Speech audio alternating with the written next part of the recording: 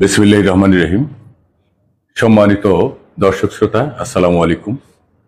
আমরা সকলেই জানি আজ 5ই অক্টোবর। এই 5ই অক্টোবর 1994 সালে ইউনেস্কো এই 5ই অক্টোবরকে আন্তর্জাতিক শিক্ষক দিবস হিসেবে ঘোষণা দেয়। তারপর থেকেই ইউনেস্কো এবং আইএলও একত্রে এই দিবসকে আন্তর্জাতিক শিক্ষক দিবস হিসেবে নানা অনুষ্ঠানমালার মধ্য দিয়ে পালন করে থাকে শিক্ষকদেরকে সম্মানিত করার জন্য। আমরা জানি যে প্রত্যেক দেশের নিজস্ব কিছু দিবস থাকে, জাতীয় দিবস, তদ্রূপ কিছু আন্তর্জাতিক দিবসও থাকে। তো আজকে সেই আন্তর্জাতিক শিক্ষক দিবস। এবারের প্রতিপাদ্য recasting teaching as a collaborative profession. এটার বাংলা করলে দ্বারা এরকম: শিক্ষকদের পেশাকে যৌথ পেশা হিসেবে পুনর্গঠন বা সহযোগিতার ভিত্তিতে পুনর্গঠন। এখন এটা বেশ বিশ্লেষণের দাবি রাখে যে এটা যেহেতু শিক্ষকদের তো সম্মানিত দর্শক শ্রোতা, আমাদের একটা সংগঠন আছে বাকশিস, বাংলাদেশ কলেজ শিক্ষক সমিতি। আমাদের জেলা বাকশিসের পক্ষ থেকে, অর্থাৎ টাঙ্গাইল জেলা বাকশিসের পক্ষ থেকে আমরা আজকে আয়োজন করেছি। আমরা দুজন আছি, আমার সঙ্গে জনাব মোহাম্মদ মাসুদুর রহমান তুহিন, সহকারী অধ্যাপক দর্শন বিভাগ, major general Mahmud Hossain Adarsha college, এবং সাংগঠনিক সম্পাদক জেলা বাকশিস টাঙ্গাইল, এবং আমি Mohammad Aminul Islam Ujjwal, principal major general Mahmud Hossain Adarsha college Tangail এবং সিনিয়র ভাইস প্রেসিডেন্ট জেলা বাকশিস টাঙ্গাইল। আমরা এই বাকশিসের পক্ষ থেকে আজকের এই আয়োজন করেছি এই আন্তর্জাতিক শিক্ষক দিবসকে উদযাপিত করার জন্য এবং এই বিষয়ে কিছু কথা নিবেদন রাখার জন্য। তো জনাব মাসুদুর রহমান তুহিন, আপনি এই বিষয়ে কিছু বলুন। আচ্ছা, ধন্যবাদ। আপনি কিছুক্ষণ আগেই বলেছেন যে প্রতিপাদ্য বিষয়টা কি, যে শিক্ষকতাকে একটি সহযোগী পেশা হিসাবে পুনর্গঠন। আপনিও কিছুক্ষণ আগে বলেছেন যে এটার একটা এক্সপ্লেনেশনের দাবি রাখে। পুনর্গঠন কেন? মানে যেভাবে শিক্ষা ব্যবস্থা চলছে তার একটি পরিবর্তন বর্তমান সরকার চাচ্ছে। পরিবর্তন দেখি শিক্ষাক্রম, আমরা সেই 1 থেকে একদম মাস্টার্স পর্যন্ত ইউনিভার্সিটি লেভেল পর্যন্ত যে শিক্ষাক্রম রয়েছে তাকে পুনর্ভাবে বিন্যাস করা, যুগ উপযোগী করা, শিক্ষককে আরো মানসম্মত করা, শিক্ষককে ওয়েল ট্রেন করা, জ্ঞানী করা, এগুলোই লক্ষ্য। এবং এই জন্যই প্রতিপাদ্য বিষয়টা আজকে যে শিক্ষাকে একটি সহযোগী পেশা হিসাবে পুনর্গঠন করা হয়েছে। আপনি জানেন যে শিক্ষকতা আমরা জেনে এসেছি যে এটি একটি ব্রত। এবার পেশা উল্লেখ করাতে আমি একটু নিজেও কনফিউজড হয়েছি। যাই হোক, যেহেতু একটি কর্মে শিক্ষকরা থাকেন, এটি একটি পেশা হিসেবে আমরা নিতে পারি।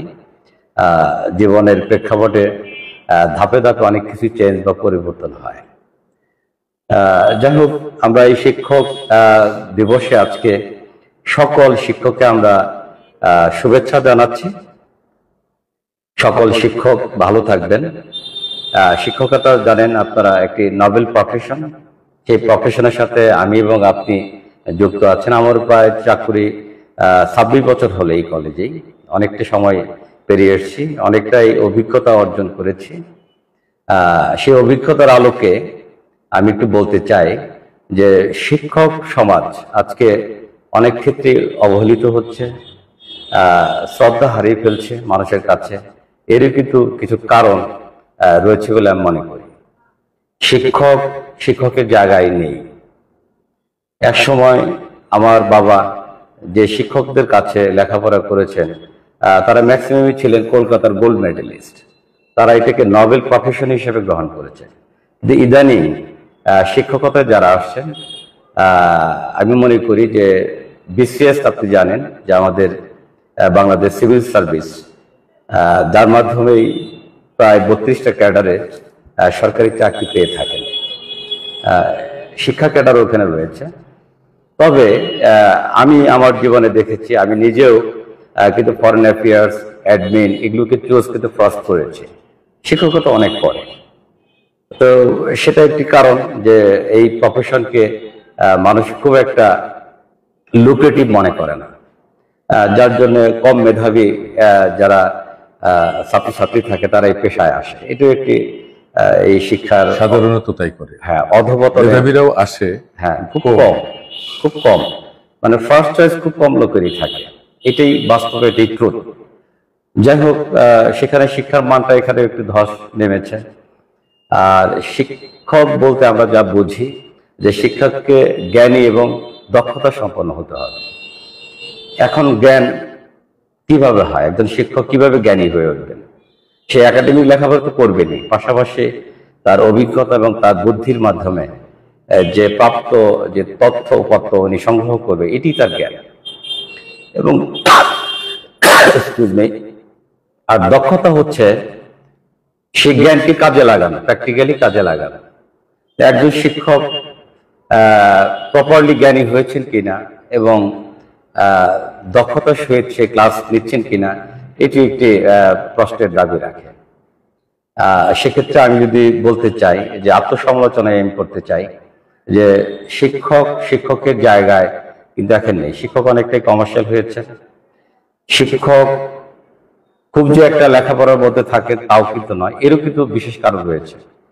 কারণ শিক্ষকদের আলাদা কোনো আপনার শিক্ষা কমিশন নেই এবং তাদের জীবনযাত্রা, তাদের জীবন মান অনেকটা নিম্নগামী। অনেকের সাথে আমরা কম্পিট করে উঠতে পারি না। শিক্ষকরা শিক্ষকতার পাশাপাশি আমি অনেকেই দেখেছি অনেক পেশার সাথে, অনেক ব্যবসার সাথে তারা যুক্ত। এটা তো হওয়ার কথা ছিল না।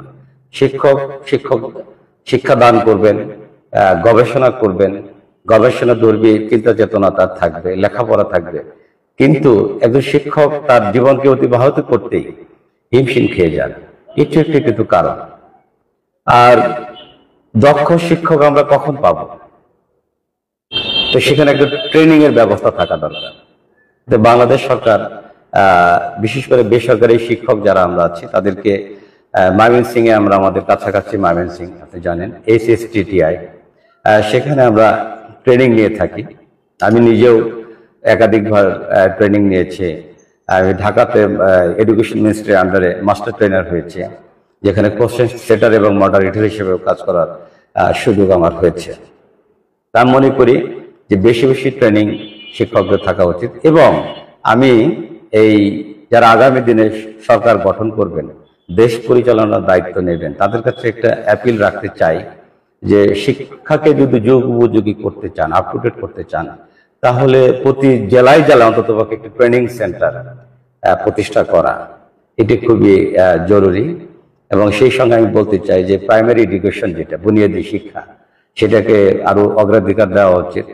ওয়েল ট্রেন্ড শিক্ষক এই প্রাইমারি এডুকেশনে থাকা উচিত, কারণ সেখানে একটি ছেলে, কোমলমতি ছেলে একদম কাদার মতো থাকে, তাকে যেভাবে খুশি সেভাবে গড়া যায়। সেই শিল্পী যদি দুর্বল হয় তাহলে তার শিল্পকর্ম দুর্বল হবে। তাই মনে করি গভর্নমেন্ট প্রাইমারি এডুকেশনকে যদি, একমাত্র প্রাইমারি এডুকেশন যদি গুরুত্ব দেয়, লুক্রেটিভ করে, লুক্রেটিভ করলে কি হবে, সেখানে ভালো ভালো ছাত্র যারা বা শিক্ষক হিসেবে যারা পেশা হিসেবে নিতে চান, তারা কিন্তু এটাকে আকর্ষণীয় জব হিসেবে নেবেন। আমাদের পার্শ্ববর্তী দেশেও কিন্তু আপনি জানেন যে শিক্ষকের মর্যাদা অনেক। আর শিক্ষকের মর্যাদার প্রশ্ন যেহেতু আসলো, একটু আমি বলতে চাই, সেটা হলো শিক্ষকের মর্যাদা কেউ কিন্তু দিয়ে দিবে না। শিক্ষকের মর্যাদা শিক্ষককে অ্যাচিভ করতে হবে, তার পারফরমেন্সের ভিত্তিতে, তার ব্যক্তিত্বের ভিত্তিতে, তার কি বলবো, তার এই ক্লাস নেবার যোগ্যতার ভিত্তিতে, দক্ষতার ভিত্তিতে বা জ্ঞানের ভিত্তিতেই কিন্তু শিক্ষককে প্রমাণ করতে হবে যে তিনি একজন ভালো শিক্ষক, তবেই না আপনি শ্রদ্ধা। ধন্যবাদ। তো জনাব মাসুদুর রহমান তুহিন, এখানে আমি একটু যোগ করতে চাই, সেটা হলো যে আপনি আপনার এই বক্তব্যে তুলে ধরেছেন যে শিক্ষকদেরকে মানে এই যে প্রতিপাদ্য যেটা আছে যে recasting teaching as a collaborative profession, এই যে রিকাস্টিং, পুনর্গঠন, কোলাবোরেটিভ, সহযোগিতামূলক, এটাকে আবার প্রফেশনও বলা হয়েছে। তার প্রফেশন বলা হয় এই কারণে যে এখানে বেতনের একটা ব্যাপার আছে, বেতন ভিত্তিক যেটা হয় সেটাকে প্রফেশন বলতে হয়, আমরা সাধারণত জানি। আর যদিও এই পেশাটা, শিক্ষকতা পেশাটা অন্য যে কোনো পেশা থেকে আলাদা, কারণ এখানে জ্ঞানের লেনাদেনা হয়, জ্ঞানের বিনিময় হয়। শিক্ষক জ্ঞান দেবেন এবং কতটা দিবেন এটার পরিমাপ করা সম্ভব নয়। এবং যদিও বিভিন্ন প্রকারের নিয়োগ প্রক্রিয়ার মধ্য দিয়েই শিক্ষক নিয়োগ দেওয়া হয়, কিন্তু একজন শিক্ষক ক্লাসে বা অন্যত্র যেখানেই হোক ছাত্রদেরকে যখন তিনি পড়াবেন, শেখাবেন, কতটা শেখাবেন, অবশ্যই সিলেবাস থাকে এবং সেখানে বাৎসরিক একটা সিলেবাস থাকে। সেই সিলেবাস শেষ করার একটা তাগিদ থাকে। এটা একটা চ্যাপ্টারে একজন শিক্ষক ওই চ্যাপ্টার পড়াতে, বা একটা গল্পই হোক, একটা নাটক হোক, অথবা যে কোনো বিষয়ের উপর একজন শিক্ষক ছাত্রছাত্রীকে পড়াতে গিয়ে কি ধরনের জ্ঞান দিবেন, কতটুকু দেবেন, তার কোনো সীমা পরিসীমা নেই। ওনার একজন শিক্ষকের দক্ষতা, তার যোগ্যতা, তার মানসিকতা, তার দার্শনিক যে অবস্থান, তার লক্ষ্য উদ্দেশ্য, সবকিছু সমন্বয়ে উনি কতটা জ্ঞান দিবেন এটা তার উপর নির্ভর করে। তাই এই শিক্ষকের যে শিক্ষকতা যে পেশা, এই পেশাকে অন্য যে কোনো পেশার সাথে এক করা যাবে না, সহযোগিতামূলক বলা যেতে পারে, যেটা এই এবারে প্রতিবাদে মধ্যে দিয়েছে। তাই এটাকে ওই অর্থে বলা যাবে না। অন্য যে কোনো পেশায় দেখা যায় একটা অনেকটাই লিমিট করা থাকে, নির্দিষ্ট করা থাকে, কিন্তু শিক্ষকতায় তার নেই। তাই এটাকে একজন শিক্ষকের জানার ভিত্তিতে, তার দক্ষতা, তার যোগ্যতা এবং তার যে প্রশিক্ষণের উপর ভিত্তি করে, সর্বোপরি তার আন্তরিকতার উপর ভিত্তি করে উনি জ্ঞান দিয়ে থাকেন। আর সেক্ষেত্রে এটাকে তাই আলাদা পেশা বা ব্রত বলা হয়।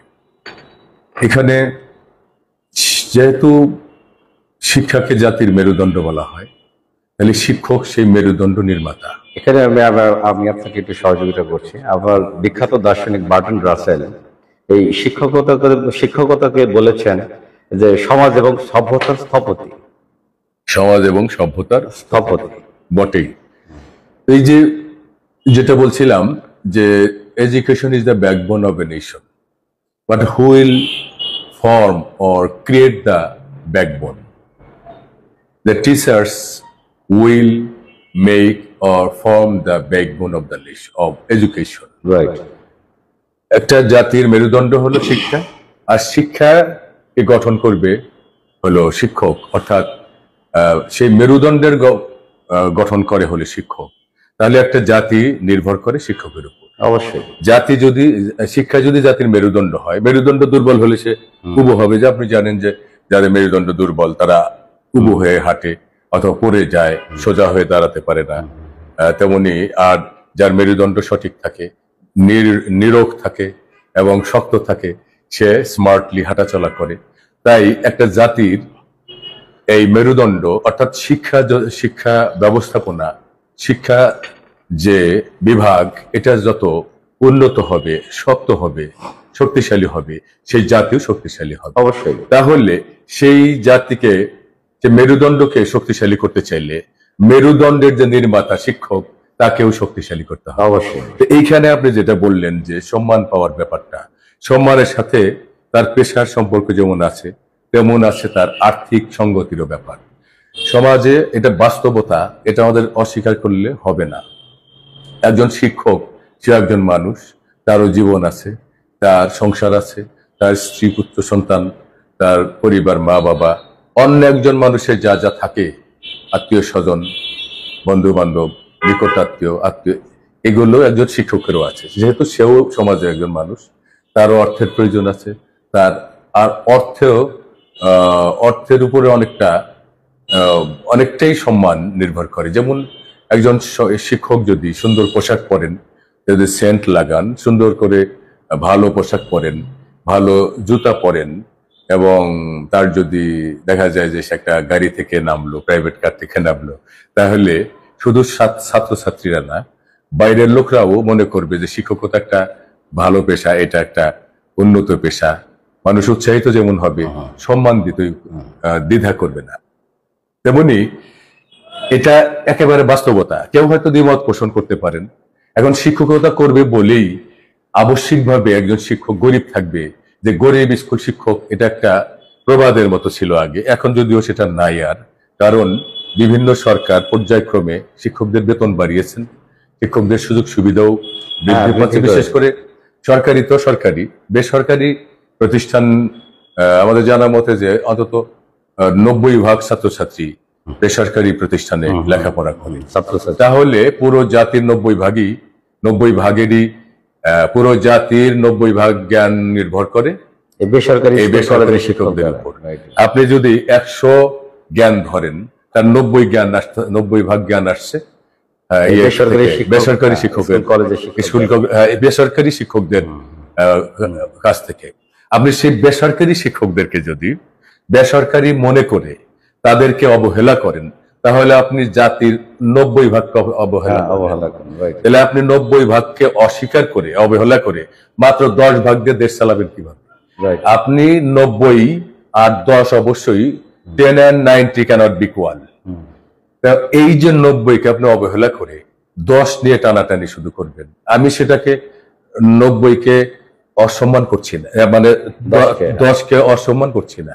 অবশ্যই সেটার গুরুত্ব আলাদা আছে, কিন্তু 90%কেও আপনি 10-এর কাছাকাছি না নিলেও, মানে 10 না বাড়ালেও কাছাকাছি তো নেওয়া উচিত। তাহলে আপনি পুরো জাতিকে অবহেলা করছেন। প্রত্যেকটা সরকারি এই সেক্টরটাকে তেমন গুরুত্ব দিয়ে থাকে না, মানে সবকিছুতেই টাকা পয়সার অভাব হয় না, কিন্তু এই বেসরকারি স্কুল কলেজ মাদ্রাসা এদের বেতন সুযোগ সুবিধা দিতে গেলেই প্রত্যেকটা সরকারি টান পড়ে যায়। এর বড় দুঃখের সাথে বলছি, দেখা যায় যে এই 90% জ্ঞান যারা দেয় তাদের সুযোগ সুবিধা দেওয়ার সময় টান পড়বে কেন? তাদেরকে অবশ্যই আমলে আনা উচিত। প্রত্যেক সরকারের উচিত এই বেসরকারি স্কুল কলেজ মাদ্রাসার শিক্ষকদের জীবন মানের উন্নয়ন করা। একজন শিক্ষক যখন সে তার আর্থিক অসঙ্গতি থাকে, তাহলে সে তখন এই জ্ঞান দিবে না ওইখানে চিন্তা করবে? কারণ সেও তো মানুষ, তার প্রয়োজন আছে, তার ক্রয় করার প্রয়োজন পড়ে অনেক কিছুই, জীবন ধারণের জন্য তাকে অনেক কিছুই অন্য একজন সাধারণ মানুষের মধ্যে তাকে খেতে পড়তে হয়। তাই এই শিক্ষকদের, বেসরকারি শিক্ষকদের সরকারের অবশ্যই গুরুত্ব দেওয়া উচিত। এগুলোকে এখানে দেখা যায় নানান ধরনের এই তালবাহানা দেখা যায় প্রায় সরকারের ক্ষেত্রে। এখানে সেই সব ক্ষেত্রেই চললেও এই বেসরকারি স্কুল কলেজ মাদ্রাসা শিক্ষকদের ক্ষেত্রে এসে দেখা যায় টান পড়ে যায়। কেন? দেখা যায় যিনি গড়িমসি করেন, যে অফিসার বা যে মন্ত্রী বা যে উপদেষ্টা, উনিও তো কারোর না কারোর ছাত্র। হয়তো কোন এক জীবনের কোন এক তার একাডেমিক লাইফের কোন একটা অংশে উনি বেসরকারি কোনো প্রতিষ্ঠানে লেখাপড়া করেছে বা কাজ করেছে, তাহলে একটা পর্যায়ে উনিও তো বেসরকারি প্রতিষ্ঠানের কাছে ঋণী। তাহলে তাদের ওই বেসরকারি শিক্ষকদের উনি বা কেন গুরুত্ব দেবেন না? তাই মনে করি ওনার অন্তত দেশের প্রয়োজনে, দেশের যে মেরুদণ্ডকে শক্ত করার জন্য, জাতির ভবিষ্যৎকে সুন্দর করার জন্য, শক্ত করার জন্য, শক্তিশালী জাতি বিনির্মাণে এই বেসরকারি যে 90% যে শিক্ষা দান যারা করেন, তাদের জীবন মানের উন্নয়ন অতি সত্বর করা উচিত। তারা হলে শুধু বুলি আউড়িয়ে লাভ হবে না। শিক্ষকের পেটে ক্ষুধা রেখে একজন ক্ষুধার্ত মানুষের কাছ থেকে আপনি সব আশা করতে পারেন না। তাকে অবশ্যই শিক্ষকের সম্মান অর্থের সাথেও সম্পর্কিত। তাই শিক্ষক যাতে সম্মান নিয়ে সমাজে বাস করতে পারে, সমাজের অন্য শ্রেণীর মানুষরা যেন শিক্ষককে সম্মান করতে চান, এ কারণেও যে উনিও ভালো বেতন পান, উনিও ভালো চাকরি করেন, যার দ্বারা তিনি সুন্দর এবং উন্নত জীবন যাপন করতে পারেন। এবং এই দিনে আমাদের যে মহান শিক্ষক যারা মারা গেছেন, তাদের রুহের মাগফিরাত কামনা করছি। যারা বেঁচে আছেন তাদের সুস্থতা কামনা করছি। আর যারা শিক্ষকতা পেশায় এখনো যুক্ত আছেন, তাদেরও সুস্থতা কামনা করছি। এখন আপনার পালা। আচ্ছা, ধন্যবাদ। আপনি চমৎকারই বলেছেন।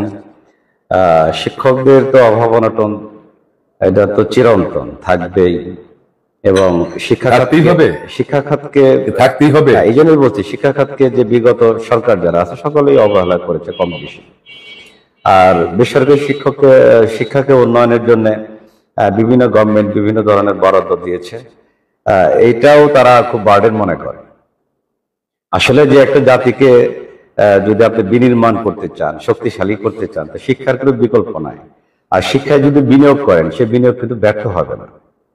কিন্তু আমাদের নেতা নেত্রী যারা বা রাজনীতির মধ্যে যারা আছেন, দেশ পরিচালনার দায়িত্ব যারা নেন, তারা ভুলেই যান যে শিক্ষা যে একটি বিষয় এবং এটাকে সর্বাধিক গুরুত্ব দেওয়া উচিত। আপনি বিভিন্ন উন্নত দেশগুলো দেখবেন শিক্ষাকে তারা সর্বোচ্চ প্রায়োরিটি দিয়ে কাজ করে। আর শিক্ষা হচ্ছে বেসিক জায়গা। আপনি যদি শিক্ষিত না হন, আপনার যদি জ্ঞান না থাকে, তাহলে আপনি প্রযুক্তি তো তৈরি করতে পারবেন না। এই যে প্রযুক্তি নির্ভর যে বিশ্ব, এখন প্রযুক্তির বাইরে কিন্তু কেউই নেই। সেই প্রযুক্তি আপনি উন্নত দেশের কাছে আশায় বসে থাকবেন কখন আসবে, এটা তো হলো না। নিজেদের কিন্তু ইনোভেশন করতে হবে, আবিষ্কার করতে হবে। তাহলে তার মানে কি, ভালো শিক্ষক থাকলে ভালো ছাত্র তৈরি হবে। ভালো ছাত্র তৈরি হলে আমরা ভালো মেধা পাবো। একজন মেধাবী ছেলে যখন চাকরিতে যাবে, তার কিন্তু মেধার কিন্তু সে প্রকাশ ঘটাবে। নেপথ্যে কিন্তু সে শিক্ষক, তাই না? আমি মনে করি যে শিক্ষাকে এবং শিক্ষককে সর্বাধিক গুরুত্ব দেওয়া উচিত। পাশাপাশি আমি যে কথা বলতে চাই, যে যেহেতু আমি নিজে একজন শিক্ষক, আত্মসমালোচনা করা ভালো। আমরা যারা শিক্ষক আছি অনেকেই কিন্তু ওয়েল এডুকেটেড নই, এবং এখন এনটিসিআর এর মাধ্যমে নিয়োগ হচ্ছে। এখন মোটামুটি কিছুটা কোয়ালিটি মেনটেন করা হচ্ছে। এর আগে যারা শিক্ষক হয়েছে, বিভিন্ন স্কুল কলেজের গভর্নিং বডিতে যারা থাকতেন, তারা বিভিন্ন অর্থের বিনিময়ে, বিশেষ করে বেসরকারি শিক্ষা প্রতিষ্ঠানে ম্যাক্সিমাম ক্ষেত্রে দেখা গিয়েছে তারা এই নিয়োগগুলো দিয়েছে। মানে finding no other alternative job, they come to the college আর স্কুল। এটা আমরা দেখেছি। তো সেই জিনিসটা অনেকটাই পরিবর্তন ঘটেছে। এখন যে শিক্ষকগুলো বেসরকারি স্কুল কলেজে আছে অনেকটাই ভালো, এবং তাদের জীবন বোধ, যদি একজন শিক্ষকের শিক্ষকের তো অনেক কোয়ালিটিস থাকা দরকার। তার পড়ানোর যোগ্যতা থাকতে হবে, তার ধৈর্য থাকতে হবে, তার মহানুভবতা থাকতে হবে, তার সমতা বিধান করার ক্ষমতা থাকতে হবে, নিজেকে আপ টু ডেট জ্ঞানের সাথে সবসময় পরিচিত রাখতে হবে, ইনোভেটিভ হতে হবে, আন্ডারস্ট্যান্ডিং পাওয়ারটা আরো মানে তীক্ষ্ণ হবে, আরো শার্প হবে। এগুলো কিন্তু হওয়া উচিত। কিন্তু আমরা অনেকটাই শিক্ষকদের মাঝে এগুলো পাই না। এবং শিক্ষকরা সামাজিক কিছু কমিটমেন্ট থাকে, সোশ্যাল কিছু কমিটমেন্ট থাকে। এবং শিক্ষক যেহেতু এডুকেটেড মানুষ, তো শিক্ষিত মানুষ, সামাজিক যে কমিটমেন্ট থাকে, সমাজের প্রতি দায়বদ্ধতা থাকে, সেই দায়বদ্ধতা থেকে নীতি এবং নৈতিকতা সহ, সততা সহ যদি একটা শিক্ষক কাজ করে, তাহলে কিন্তু দেশ সুন্দরভাবে এগিয়ে যেতে পারে। কিন্তু আমরা শিক্ষকদের মাঝে সেই জিনিসটা লক্ষ্য করি না বললেই চলে। আছে প্রত্যেকটা শিক্ষা প্রতিষ্ঠানে 10-12 জন শিক্ষক খুব তাদের চেষ্টা অব্যাহত রাখে যে ছাত্রছাত্রীদের সাথে যোগাযোগ মেনটেন করে, অভিভাবকদের সাথে যোগাযোগ মেনটেন করে কিভাবে ভালো শিক্ষা দেওয়া যায়, তাই না? যেমন আমরা যখন ক্লাসে যাই, একটা ফ্রুটফুল ক্লাস যখন হয়, এত আনন্দ লাগে আপনি চিন্তাই করতে পারবেন না। অনেক ভরা ছাত্র থাকে, কথা বলে আরাম পায়, আমার জ্ঞান দিয়ে তারা জ্ঞানী হচ্ছে, বড় হচ্ছে। এই যে ভাবনার জগৎ, আমরা ভাবি যে মেয়েটা এক সময় বড় অফিসার হবে, সে কিন্তু আমাকে টাকা পয়সাও দিবে না, অর্থ করেও দিবে না, শুধু দেখা হলে সম্মানটা দেবে, এতটুকুই তো। আমরা চাই আমার সন্তানের মতো এই কোমলমতি শিশুরা ভালো এডুকেশন নিয়ে ভালো ভালো জায়গায় তারা যাবে। এটা কিন্তু শিক্ষক হিসেবে ডিজাইন করি। এবং শিক্ষক হিসেবে আমরা অনেক ক্ষেত্রে দেখেছেন আপনি, যে জীবন দর্শন তৈরি করে দেওয়া, তার গোল তৈরি করে দেওয়া, তার ডেস্টিনেশন কি, তুমি লেখাপড়া করে কি করবে। লেখাপড়া কিন্তু to be good man first, লেখাপড়ার উদ্দেশ্যে কিন্তু তাই। চাকরি বাকরি এগুলো অটোমেটিক আসবে, এটা দেশের প্রয়োজনে, কাজের প্রয়োজনে, দেশের উন্নয়নের প্রয়োজনে এগুলো আমাদের করতে হয়। কিন্তু লেখাপড়ার মূল উদ্দেশ্য হচ্ছে to be a good man first, ভালো মানুষ হওয়া। তো সেই ভালো মানুষ আমরা কতটুকু হতে পারছি, আমরা প্রপার এডুকেশন দিতে পারছি কিনা, আমাদের এডুকেশন সিস্টেমের মধ্যে অনেক দুর্বলতা রয়েছে।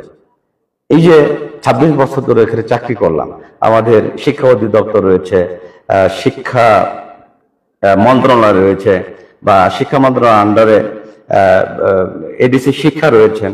কখনোই তো দেখলাম না যে কলেজে তারা শিক্ষা কি হালে চলছে মনিটর করতে কখনো তো আসলেন না। আমি তো 27 বছরে দেখিনি আমার জীবনে দেখিনি। তাহলে তাহলে এটা তো এই যে সবাই একটা মানে তাদের যে একটা দায়বদ্ধতা রয়েছে সমাজের প্রতি, কমিটমেন্ট রয়েছে, এটা তারা ভুলেই গিয়েছে। তারা মাস যাচ্ছে, বেতন নিচ্ছে, চলছে, কিন্তু তাদের কাজ তারা প্রপারলি করছে কিনা এটা সোশ্যাল স্ট্রাকচার, আর এটা অফিস স্ট্রাকচার, এদের ফাংশন, আর হতে পারে জনবলের অভাব, আবার নির্দেশনার অভাবও থাকতে পারে। আসলে সবকিছু মনিটরিং এর প্রয়োজন আছে।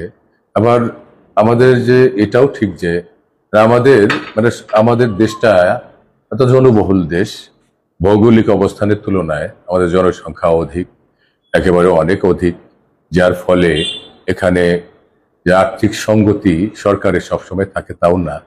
তবু যে যতটা পারা যায় সরকার যেটা দিচ্ছেন, আর আমরা জেনে বুঝে যেহেতু এই পেশায় এসেছি। আরেকটু বিষয় আপনি অবাক হবেন স্যার, আমি আপনাকে একটু ইন্টারাপ্ট করছি, যে সরকার এই অবকাঠামো উন্নয়নে বেশি পরিমাণ টাকা ইনভেস্ট করে। অবকাঠামো লাগবে আমাদের, পাশাপাশি একজন শিক্ষককে এনরিচ করতে হবে না, আপনার ডেভেলপ করতে হবে, তার ট্রেনিং এর ব্যবস্থা করতে হবে, তার ইকুইপমেন্ট দিতে হবে, তার ফ্যাসিলিটিস দিতে হবে।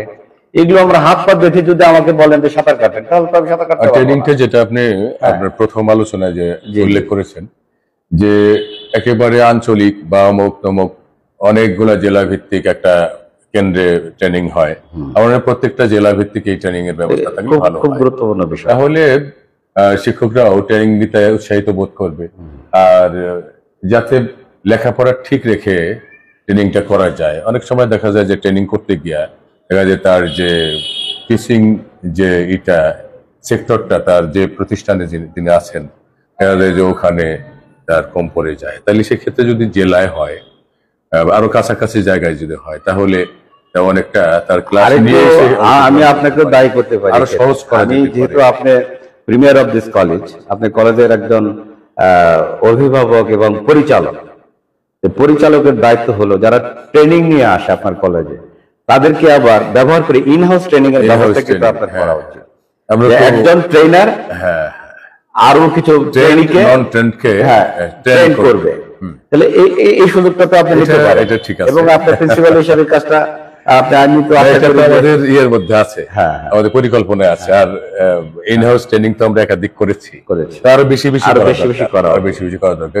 নতুন নতুন শিক্ষক আসছে, সরকারের কাছে তো থাকলে হবে না। আর আমাদের শিক্ষকদের মধ্যে সবার সাবজেক্ট যেমন একরকম নয়, সবার জ্ঞানের পরিমাণ একরকম নয়। যেমন আমরা এই কম্পিউটার কি করেছে যে পৃথিবীটাকে একটা গ্রামে পরিণত করেছে। এখন সে এক গ্রামের ভাষা তো একটাই, সেটা হলো ইংলিশ। তো ইংরেজি শুধু ইংলিশ ডিপার্টমেন্টে পড়লেই জানতে হবে এর মানে নেই। এটা শুধু ছাত্র নয়, শিক্ষকও বিভিন্ন সাবজেক্টের সব ইংরেজি যেহেতু একটা ভাষা, তাই এই ভাষা শুধু ইংলিশ ডিপার্টমেন্টে পড়লেই সে আবশ্যিকভাবে ইংরেজি ভাষাটা জানবে, আর বাইরে তারা জানবে না এর মানে নেই। আমি মনে করি যে সব শিক্ষকেরই এক পর্যায়ে ইংরেজিও জানা উচিত। তারপর কমন যে বিষয়গুলো, তারপর সাধারণ যে বিষয়গুলো, তারপরে যে এই যে বিজ্ঞান ও প্রযুক্তির বিষয়ে আরো সচেতন হওয়া দরকার।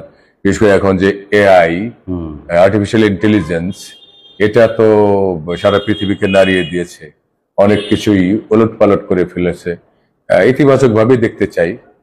এই বিষয়ে তো আমাদের শিক্ষক যারা আছে, আমাদের এই বিষয়ে ধারণা নেওয়া, জ্ঞান নেওয়া, আর আমাদের শিক্ষকদের মধ্যে যারা এই বিষয়ে একটু অধিক আগানো,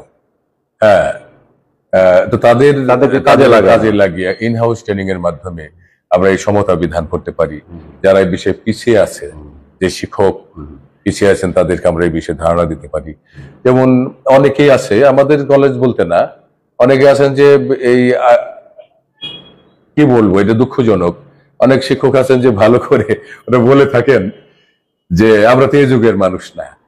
এটা সে মোটেও আমি একমত না, যে এই যুগের মানুষ না তো এই যুগে আপনি থাকেন কেন? এই যুগে আপনি খাচ্ছেন পড়ছেন কেন?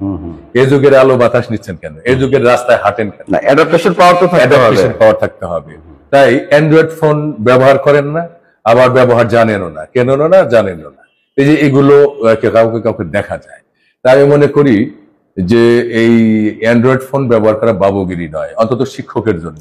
কারণ এখানে এখন এই অ্যান্ড্রয়েড ফোনের মধ্য দিয়ে যে ভার্চুয়াল ওয়ার্ল্ড, তার অনেক জ্ঞানগুলো তার সেগুলো সে আহরণ করতে সহজে পারে। আহরণ করে তিনি ক্লাসে নিজেকে সমৃদ্ধ করে ক্লাসে আরো সমৃদ্ধ লেকচার দিতে পারে। হ্যাঁ একটা রিচ ক্লাস তিনি নিতে পারেন। এভাবে আমরা আমাদের অনেকের মধ্যে এরকম দেখা যায়, ওই দোহাই দেন বয়স হয়েছে বা এই যুগের না শিখে, এগুলো মোটেও ঠিক না। আমরা সচেতন ভাবে এই যুগের ধারা যেটা মানে যুগোপযোগী হওয়ার না, চেষ্টা করা একসময় আপনি জানবেন যে এই আমাদের মাউসি থেকে কিন্তু আমার মনে পড়ে যে ওনারা একটা চিঠি ইস্যু করলেন যে যে কম্পিউটার লিটারেসি না থাকলে কিন্তু ভবিষ্যতে আপনি পিছিয়ে পড়বেন, পিছিয়ে পড়বেন। বি কেয়ারফুল, আপনি এখনই এই ব্যাপারে সচেতন হন। এভাবে কিন্তু আমাদের অ্যাওয়ার করেছে এবং আমরা অনেকেই কিন্তু কম্পিউটার লিটারেসির যে বিষয়টা ওটা কিন্তু আমরা ট্রেনিং নিয়েছি, এই কলেজেই নিয়েছি, হ্যাঁ অনেকেই নিয়েছি এবং আমরা কিন্তু how to operate a computer, most of the teacher of this college they are well known. এই বিষয়ে আমি আরেকটু যোগ করতে চাই, সেটা হলো সিলেবাস একটা ফ্যাক্টর। এখানে বর্তমান যে জাতীয় বিশ্ববিদ্যালয়ের যে ভিসি মহোদয় আছেন, তো উনি আমাদের এই মেজর জেনারেল মোহাম্মদ হোসেন আদর্শ কলেজের যে গত যে নবীন বরণ ইন্টারমিডিয়েট ফার্স্ট ইয়ারের ছাত্রদের ফ্রেশার্স রিসেপশনে উনি এসেছিলেন প্রধান অতিথি হয়ে। আমরা কৃতজ্ঞতা জানাচ্ছি স্যারকে। আর এই ভিসি মহোদয় যুগান্তকারী কিছু পদক্ষেপ নিয়েছেন। এক নম্বর হলো এই বেসরকারি কলেজগুলোতে যে অনার্সের শিক্ষক যে নিয়োগ করা হয়েছে তাদেরকে একসময় বলা হতো যে নন এমপিও পোস্ট, এদের কখনই এমপিও দেওয়া হবে না। কিন্তু এটা একটা জঙ্গলের নিয়ম, আপনি নিয়োগ দিবেন তাদের বেতন দিবেন না, এটা কি করে হয়? কিন্তু বর্তমান যে ভিসি মহোদয় আছেন অত্যন্ত সদয় মানুষ, অত্যন্ত স্মার্ট এবং অ্যাক্টিভ।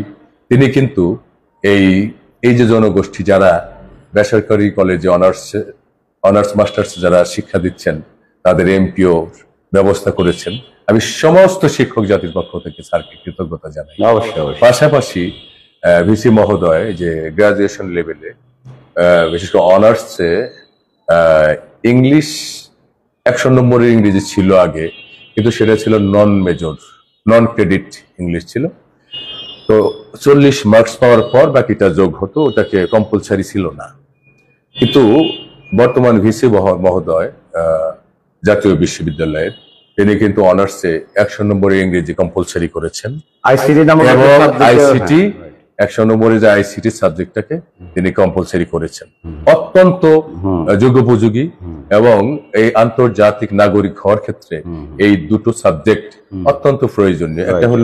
একটা হলো আপনার জ্ঞানকে একটা as English is a medium, English is nothing but A language, and this language will help you read books written in English, and science and technology books are majorly written in English. তো সেটার জন্য ইংরেজি জানা প্রয়োজন। আর ICT যেটা ICT based world, তাই বেশিরভাগ ক্ষেত্রেই আমাদের আইসিটির জ্ঞানের প্রয়োজন পড়ে। তাই অনার্সে যে সাবজেক্টে পড়ুক না কেন আইসিটি বিষয়ে যদি জ্ঞান না সেদিন যে থাকে। আপনার এখানে যে প্রবিসি মহোদয় এসেছিলেন জাতীয় বিশ্ববিদ্যালয়ে, মহোদয় উনি কিন্তু আপনাকে একটা রিকোয়েস্ট করেছিলেন, আপনার জি। মনে আছে কিনা? Professor doctor Nurul Islam sir right, উনি বলেছেন যে ল্যাঙ্গুয়েজ ক্লাব করার জন্য। ল্যাঙ্গুয়েজ ক্লাব করার কথা। হ্যাঁ, আমরা প্রস্তুতি নিচ্ছি Right. এবং প্রস্তুতি চলমান, দিস ইজ আন্ডার ওয়ে।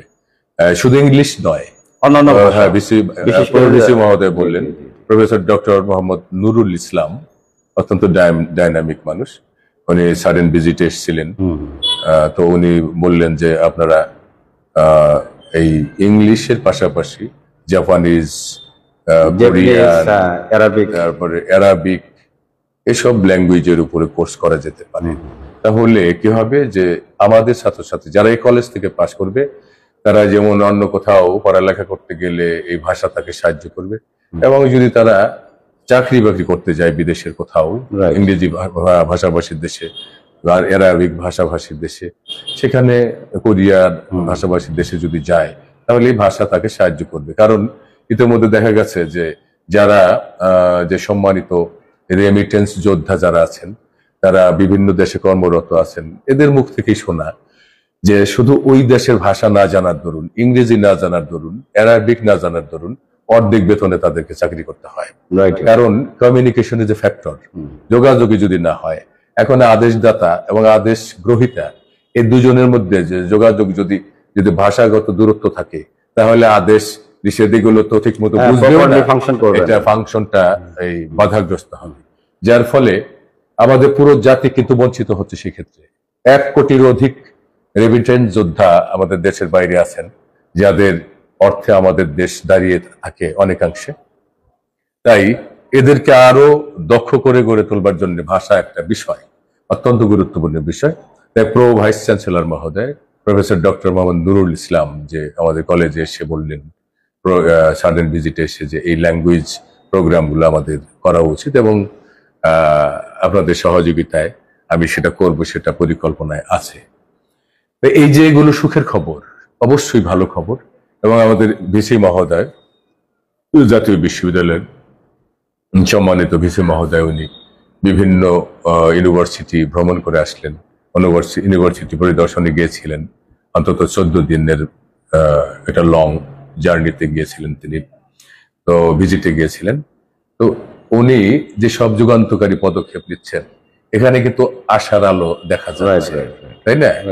তো ছাত্রছাত্রীদের আসলে আমরা জ্ঞান অর্জনের জন্য লেখাপড়া করি, এটাই সত্য, কিন্তু সেই জ্ঞানটা তো কাজে লাগাতেও হবে। জীবন ও জীবিকার প্রয়োজনে চাকরি বাকরি প্রয়োজন, আর সেখানে দক্ষতা নির্ভর যদি জনগোষ্ঠী তৈরি করা যায়, তাহলে দেশ উন্নত হবে।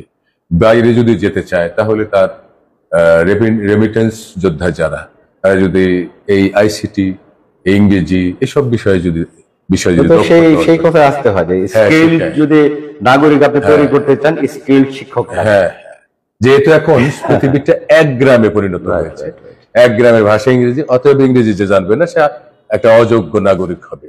He will, without knowing English language, citizen will become unfit citizen of the global village. তাই এখানে যদি আপনার সাথে একটু বিতর্কে লিপ্ত হয়। হ্যাঁ, বলুন। চাইনিজ এবং জাপানিজ যারা আছে, তারা তো ভালো ইংরেজি বলতে পারে না, তারা কি ডেভেলপ করেনি? ডেভেলপ করছে, তারা লোকালি তারা সেগুলো করছে, কিন্তু আন্তর্জাতিক পরিমণ্ডলে গেলেই তাকে ইংরেজি জানতে হয়, অথবা ইন্টারপ্রেটার বা ট্রান্সলেটরের দরকার পড়ে। কিন্তু পরে কিন্তু আপনি যখনই কথা বলতে যাবেন, আপনি যদি ইংরেজিকে অবহেলাও করেন, তবু আপনি হয়তো ভাবলেন যে না, আমি শিখবেন না, কিন্তু আপনি যদি আন্তর্জাতিক কোনো ইয়াতে কনফারেন্সে যান বা কোনো কিছু করতে চান, তাহলে নিশ্চয়ই আপনাকে ইংরেজি জানা লোকের সাহায্য নিতে হবে। তাহলে তো সে নিলেনই সাহায্য। তাহলে নিজে জানলে, first hand, second hand knowledge আপনি সাহায্য নিলেন, আপনার ফার্স্ট হ্যান্ড জ্ঞান থাকলে দোষটা কি? তাই ভাষা, আপনি যদি একটা ভাষা জানেন, যে প্রয়াত এসপি দেব স্যার আমার সরাসরি শিক্ষক ছিলেন, আল্লাহ যেন তাকে শান্তি দেন। এই শিক্ষক দিবসে, শিক্ষক দিবসে আমার সেই সম্মানিত শিক্ষক, আমার প্রিয় জীবনের, আমার জীবনের শিক্ষা জীবনের অন্যতম শ্রেষ্ঠ শিক্ষক শিবপ্রসাদ দেব, এসপি দেব নামে পরিচিত স্যার নেই, গত হয়েছেন। তো স্যার বলতেন যে তুমি যদি একটা ভাষা জানো, তাহলে তুমি একজন, আর 2টে ভাষা জানলে তুমি 2জন, তুমি 3টে ভাষা জানলে 3জন। তো বললাম যে কিভাবে স্যার? তো স্যার উদাহরণ দিলেন যে ধরো তুমি শুধু বাংলা জানো, তাহলে বাংলাদেশে তুমি বেশি জীবিত, কথা বলতে পারবে, আছে। তুমি থাইল্যান্ডে গেলে, তুমি সেখানে থাই ভাষা জানো না, অর্থাৎ ইংরেজিও জানো না, তাহলে তুমি সেভাবে বোবা। বোবা মানে তুমি এক ধরনের মৃত, তুমি মারা গেছো। তাইলে যে ইংরেজি জানে, বাংলাও জানে, বাংলাদেশে সে একজন, আবার ইংরেজি জানার দরুন থাইল্যান্ডে গিয়েও সে আরেকজন। তাইলে বাংলা জানার লোক একজন, থাই জানা মানে ইংরেজি জানা আরেকজন, 2জন। একাই 2জনের জ্ঞান রাখে। আরেকটা ভাষা জানলে, চাইনিজ জানলে, সে আরেকটা ভাষা জ্ঞান, 3জন। অর্থাৎ এই একই ব্যক্তি 3 ব্যক্তির সমান কাজ করছে। আর সে শুধু একটা ভাষা যে জানে, ওই ভাষার ওই পরিমণ্ডলে সে অ্যাক্টিভ বা ক্রিয়াশীল বা সক্রিয়, অন্যখানে গেলে নিষ্ক্রিয়, অর্থাৎ এক ধরনের মরা।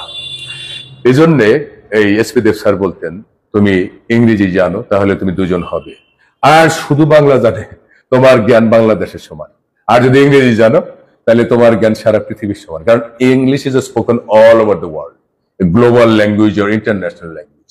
এখন ল্যাঙ্গুয়েজ জানাটা, বিশেষ করে ইংরেজি জানা খুবই জরুরি। আপনি যে লাইনে যান না কেন, আপনাকে ইংরেজি জানতেই হবে।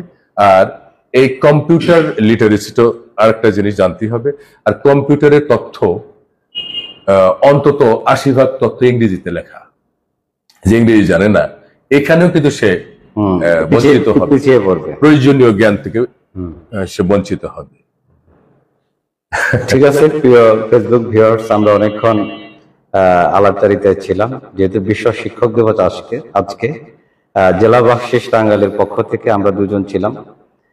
আপনারা ভালো থাকবেন, সুস্থ থাকবেন, এবং আপনি সমাপনী যদি কিছু বলেন। হ্যাঁ, ধন্যবাদ। সম্মানিত দর্শক শ্রোতা, আমাদের নানান সমস্যা আছে, নানান অপ্রাপ্তি আছে, এরপরও যে সরকারগুলো আমাদেরকে এই শিক্ষক জাতিকে এই পর্যায়ে এনেছেন, নানান সময় নানান ভাবে সহযোগিতা করেছেন, আমাদের বেতন বাড়িয়েছেন, সুযোগ সুবিধা বাড়িয়েছেন। যদিও আমাদের চাওয়া পাওয়ার শেষ নাই, আমরা আরো চাই, আরো দিলে ভালো হয়।